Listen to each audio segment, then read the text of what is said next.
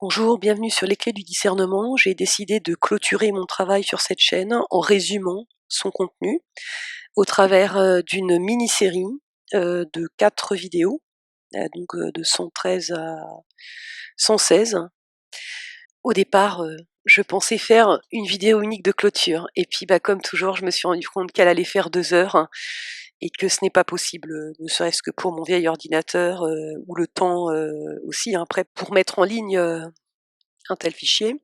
Donc, on va commencer par le cœur du message, hein, que j'ai tenté de transmettre au travers de ce travail de plusieurs années sur cette chaîne et qui concerne finalement la question des identités ou des processus identitaires dans leur ensemble. J'ai tenté de vous montrer à quel point finalement ces processus-là étaient interrogeables et délétères, bien que, actuellement encore, étant donné les lois psychiques en vigueur, hein, au sein de l'humanité, nécessaires. Ensuite, on aura la vidéo 114 qui sera consacrée à l'arnaque de la psychologie positive, égrégore structurant actuellement toutes nos sociétés en direction d'une économie du bonheur, ce qui explique pourquoi parmi mon auditorat, il y a tant de gens qui restent encore sous l'emprise d'un système de croyance New Age qui s'inscrit au cœur de cet égrégore de psychologie positive dans le but de nous emmener vers un meilleur des mondes idiocrate orwellien. Ensuite, on aura la vidéo 115, donc on va revenir sur le cœur du problème identitaire, c'est-à-dire les identités de genre. On étudiera le phénomène LGBTQIA+, versus la disparition totale du féminisme radical authentique, qui représentait la seule arme pour l'humanité, pour la prémunir d'un avenir productif totalement dirigé et sous contrôle de l'intelligence artificielle. Et dans la dernière vidéo 116, à l'éclairage du superbe documentaire #salepute, nous mettrons à nouveau en lumière le fait que l'identité masculine consiste en une sociopathie normopathe misogyne latente menaçant l'humanité. À l'issue de quoi je vous laisserai, il n'y aura pas de vidéo par la suite, mais chacune aura toutes les informations pour pouvoir décider en son âme et conscience si le féminisme radical est allé trop loin ou bien s'il s'agit d'une nécessité vitale pour l'avenir de l'espèce humaine. Mais pour l'heure, en route pour un énième voyage dans The Highland.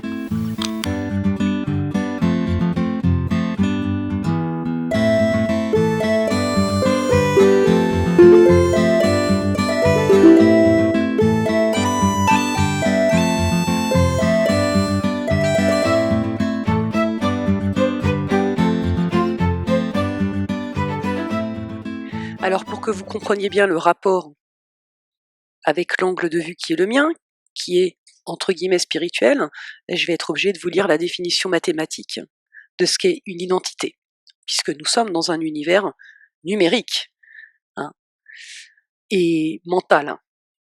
N'en déplaise aux gens qui sont encore dans des croyances de type New Age, mais si on en est à parler de pensée créatrice, par exemple, et la pensée, ça fait appel à quoi? Ça fait appel au mental, que vous le vouliez ou non. D'autre part, bon, ils utilisent le terme mental pour désigner quelque chose de négatif pour eux. Le mental est menteur, etc. Oui, il est menteur, effectivement, avec le merdier identitaire dans lequel on est ici. Le mental, l'intellect est complètement de travers, ici. Mais je pense qu'il y a moyen de le mettre à l'endroit, c'est ce que j'essaye de faire.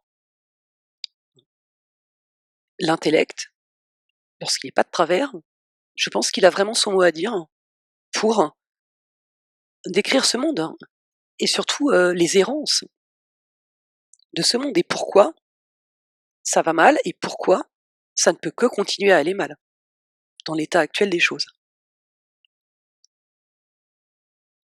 Du reste, on a quelques scientifiques, alors Nassim Haramein, Philippe Guillemant, voilà, c'est aussi aujourd'hui reconnu, ou ça commence à l'être, que nous serions dans un univers quantique. Si on est en train de dire ça, on est bien aussi en train de dire que ce qui décrit la grande grille finalement de fonctionnement de cet univers, de ce multivers, etc., est mathématique. Et donc, on ne peut en aucun cas disqualifier l'intellect ou certaines capacités mentales à comprendre ce multivers. J'en ai fini avec les pensées New Age qui veulent être que dans le cœur et les trucs et les émotions toutes de travers elles aussi, et on va nulle part. Enfin si, hein, on va dans le gouffre, hein, quoi, ça c'est clair. Hein, nous sommes les fossoyeurs de notre propre espèce, quoi. Ah, je suis la première à dire que nous vivons dans un monde de fraude intellectuelle. De partout où que je regarde, c'est de la fraude intellectuelle, de l'intellect de travers qui réfléchit à moitié à l'endroit, à demi à l'envers, mais jamais, en tous les cas, de manière un minimum holistique et du coup cohérente, quoi. Un exemple rapide de ce que je viens de dire, hein, de cette fraude intellectuelle, c'est par rapport à la situation de sécheresse que nous avons connue cet été. Hein, on a les petites émissions d'actualité où des pseudo-experts sont là autour de la table pour nous expliquer que oh, les nappes phréatiques sont au plus bas, mais nous n'avons pas de précipitations significatives prévues qui seraient en capacité de les recharger. Là, déjà, ils nous oublient de nous dire que une fois que le sol il est bien dessicqué, il va pas de toute façon réabsorber l'eau de la même manière que s'il n'y avait pas eu de sécheresse. Sans transition, on embraye.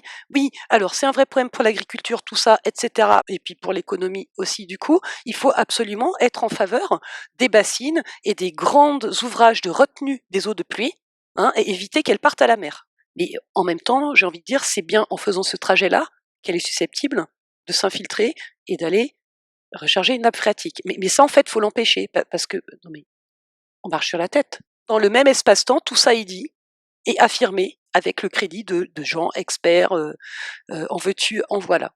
Il n'y a même pas besoin d'avoir fait d'études de sciences pour voir que là, il y a un problème de cohérence dans ce qui nous est dit. Hein. Par contre, ce qui est certain, c'est que pour mettre un tel truc de travers à l'endroit, c'est-à-dire finalement avoir la réalité telle qu'elle est, sans aucun filtre, car c'est bien là mon habileté, effectivement qu'il faut pouvoir mettre très loin de soi tout ce qui nous fait regarder la réalité à travers des miroirs déformants. Et qu'est-ce qui nous fait voir la réalité à travers des masques déformants? Ce sont nos multiples couches identitaires. Donc, pour accéder à cette modeste vision qui tend vers l'objectivité, il faut effectivement avoir fait un sacré boulot pour mettre de côté toutes ses propres identités. Et elles sont nombreuses. Hein. Sur un sujet comme celui-ci, qui touche donc hein, à l'écologie et à la fraude intellectuelle du changement climatique anthropique lié aux activités humaines, si on veut voir clair sur ces questions et sur les discours qu'on nous sert, bah, vaut mieux pas être polarisé en mode sauveteur hein, et être de toutes les manifs pour militer sauvons le climat, etc. Hein, sinon c'est mort, c'est foutu. Hein. Après cet aparté exemple qui a peut-être été long, vous savez très bien que je ne sais pas faire court, on en vient du coup à l'introduction hein, avec la lecture des définitions qu'on peut trouver du concept d'identité. L'ensemble de définitions du concept identité la plus complète et concise que j'ai trouvée est sur toupi.org, bien sûr, je vous mettrai comme toujours hein, les liens dans la description. Alors le sens numéro 1, identité, le caractère de ce qui est identique ou confondu. En mathématiques, une identité est le constat que deux membres, deux objets, sont en fait les mêmes, quelles que soient les valeurs que peuvent prendre les différents paramètres de l'équation. Alors, on pourrait développer un peu plus hein, ce concept mathématique. Définition de Wikipédia. En mathématiques, le mot identité est employé dans plusieurs sens. Il peut par exemple désigner un objet bien défini jouant un rôle particulier dans une famille d'objets. On parle ainsi de la fonction identité parmi les fonctions, de l'élément identité dans un groupe, de la matrice identité parmi les matrices, etc. etc. Pour l'auditorat non scientifique, je précise qu'en mathématiques, une matrice, il s'agit en fait d'un tableau de nombres, hein, lignes et colonnes. Si on est en 2 dimensions, on peut imaginer des matrices multidimensionnelles. Et la matrice identité, c'est un tableau de nombres où dans la diagonale, il n'y aura que des 1 et des 0 partout ailleurs. Et donc, cet objet mathématique permet de faire des transformations. Vous voyez, si on fait une symétrie sur la diagonale, tout ça, ce qui est en haut se retrouve en bas, puis ce qui est en bas se retrouve en haut, et c'est pareil. Une identité peut également être une égalité entre deux expressions qui est vrai, quelles que soient les valeurs des différentes variables employées. Par abus de langage, on baptise parfois aussi identité une égalité entre des termes constants qu'on considère comme fondamentales ou surprenantes. Les identités servent en général à transformer une expression mathématique en une autre, notamment pour résoudre une équation ou à exprimer une relation importante entre certains éléments d'une théorie. Deuxième sens, l'identité est ce qui fait qu'une chose ou un être vivant est le même qu'un autre. C'est aussi la possibilité de regrouper plusieurs de ces choses ou êtres vivants sous un même concept, une même idée. Par exemple, l'identité nationale.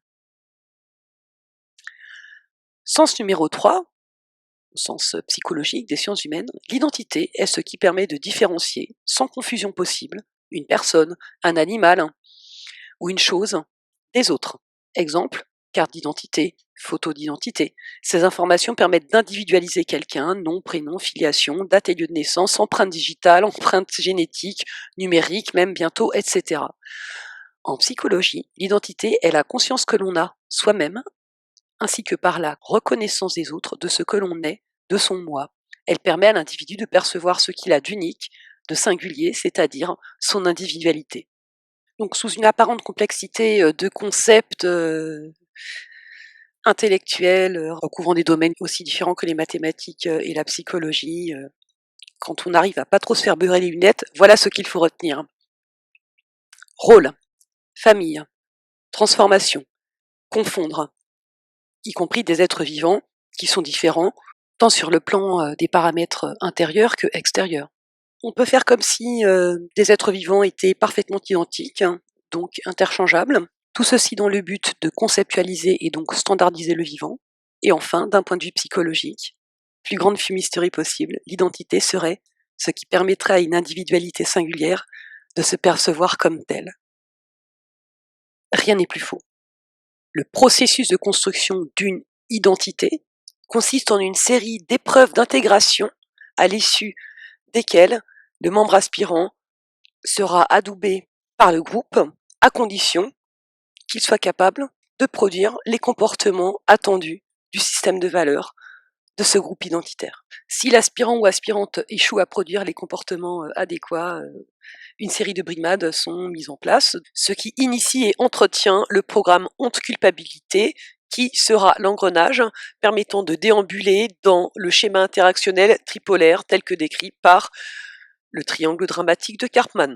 Par exemple, pour ce qui concerne l'identité de genre, un petit garçon qui n'est pas suffisamment bagarreur, suffisamment grande gueule, on ne manquera pas de lui rappeler qu'il est une mauviette, je ne sais quoi, un PD ou autre.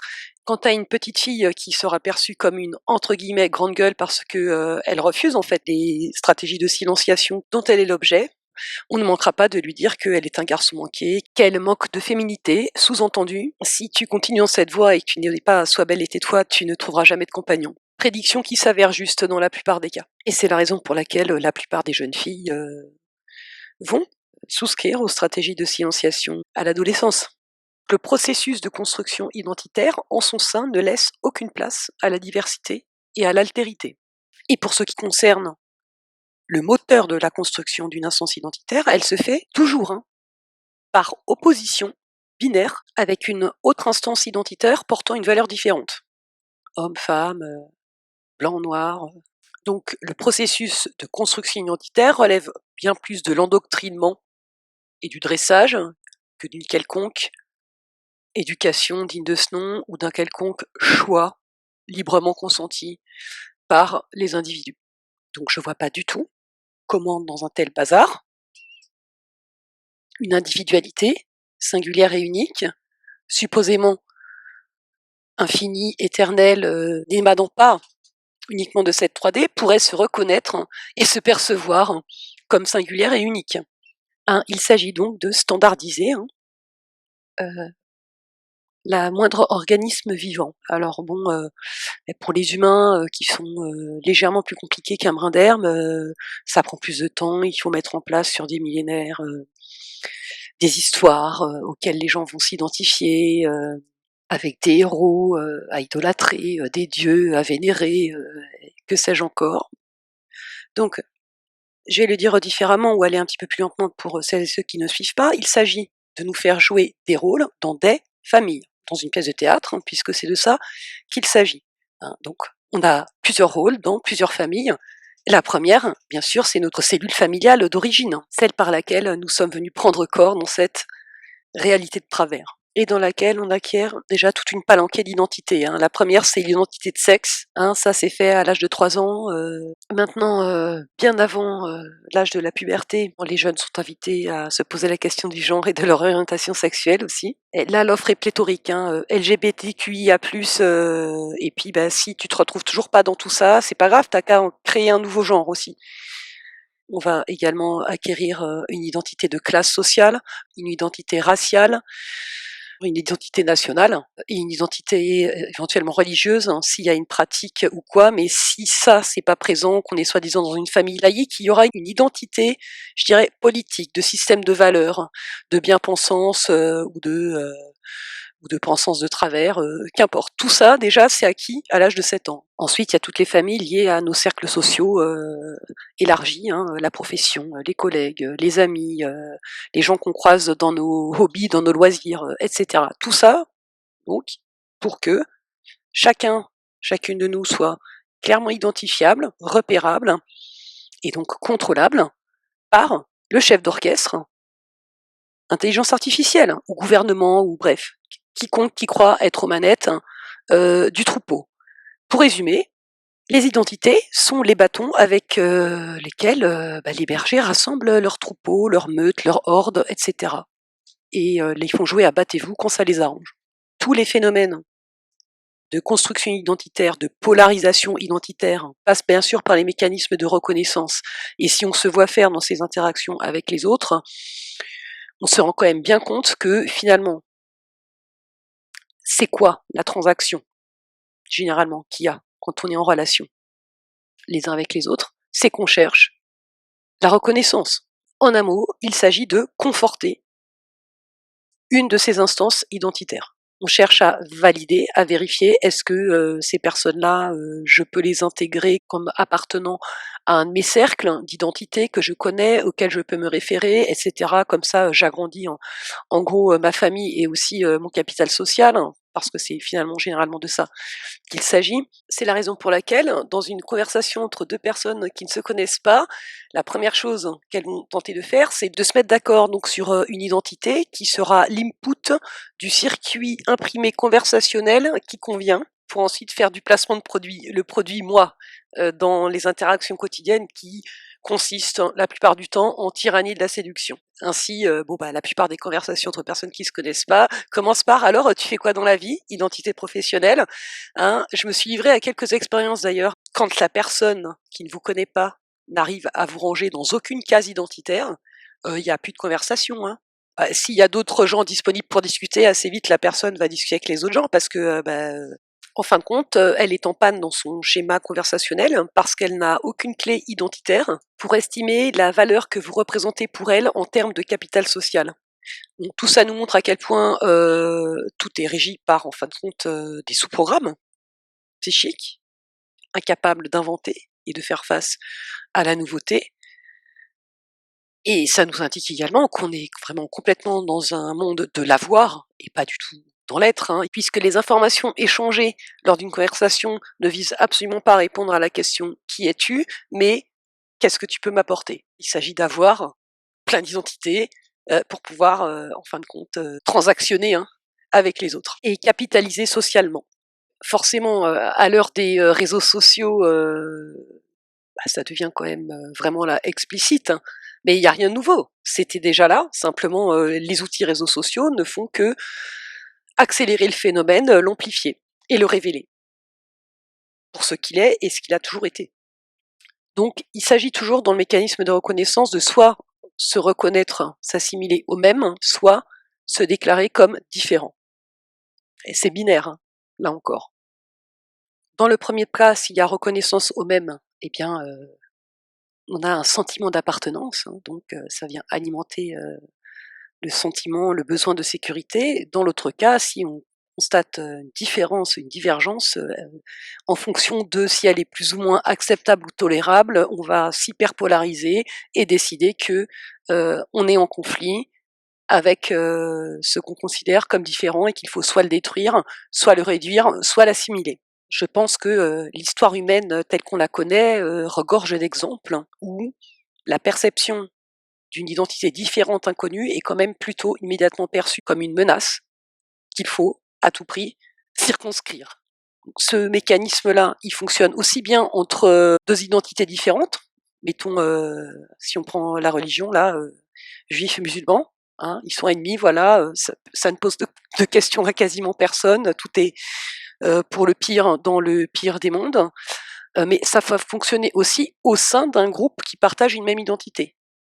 La perception d'une menace, c'est-à-dire que s'il commence à y avoir une voix dissonante qui met finalement en question le noyau identitaire, il y a mille et un mécanismes pour la faire taire ou pour la pousser dehors, ou la détruire, ou la pousser à s'autodétruire, enfin bref, passons. Donc ça met finalement en lumière le caractère monolithique d'une structure identitaire quelconque. C'est une mécanique binaire plutôt que s'inscrivant dans la pluralité, elle est exclusive plutôt qu'inclusive, et elle est violente par essence. Donc vous l'avez compris, les identités sont les vecteurs de construction du sens de l'existence pour un individu. Et en tant que tel, vous ne trouverez aucun psychologue, psychiatre ou quelqu'un exerçant dans le champ psy qui viendra vous faire une critique, comme je suis en train de le faire, du phénomène identitaire. Je veux dire, c'est la base même de l'appareil psychique et de la manière dont il doit fonctionner normalement. Je parle de la norme de ce système. Un appareil psychique qui doit fonctionner normalement, c'est pour pouvoir s'intégrer à une société standardisée, etc. La personne doit être identifiée, identifiable, s'identifier elle-même pour pouvoir juste fonctionner en fait dans les différentes familles dans cette pièce de théâtre. Il n'est pas du tout prévu par la théorie actuelle de la psyché humaine qu'une personne puisse se balader ici sans avoir aucune instance identitaire stable. Ce qui est prévu par l'état de l'art, c'est qu'une telle personne est l'objet d'une ou plusieurs psychoses. Schizophrène, troubles des états limites, personnalités multiples, etc. Donc, une fois qu'on a compris que les identités sont là pour éviter le conflit existentiel majeur, qui est l'angoisse d'annihilation, une seule conclusion s'impose: les interactions sociales ne sont en aucun cas gratuites. Ce ne sont ni plus ni moins que des séries de transactions dont les interactants ne sont que très partiellement conscients. Ils sont conscients de ce qu'ils cherchent à obtenir, mais ils sont inconscients du fait que la transaction se déroule selon une dynamique tripolaire dramatique. Et donc toutes ces transactions sociales construisent et renforcent en permanence des identités en les confortant ou en les invalidant ou en les rendant conflictuelles. Peu importe, tout cela nourrit ce processus identitaire.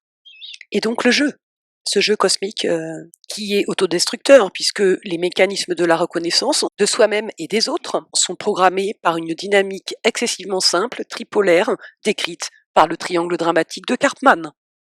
C'est le cœur du message que j'ai tenté de faire passer, et cette conclusion évidente semble extrêmement difficile à être bien comprise.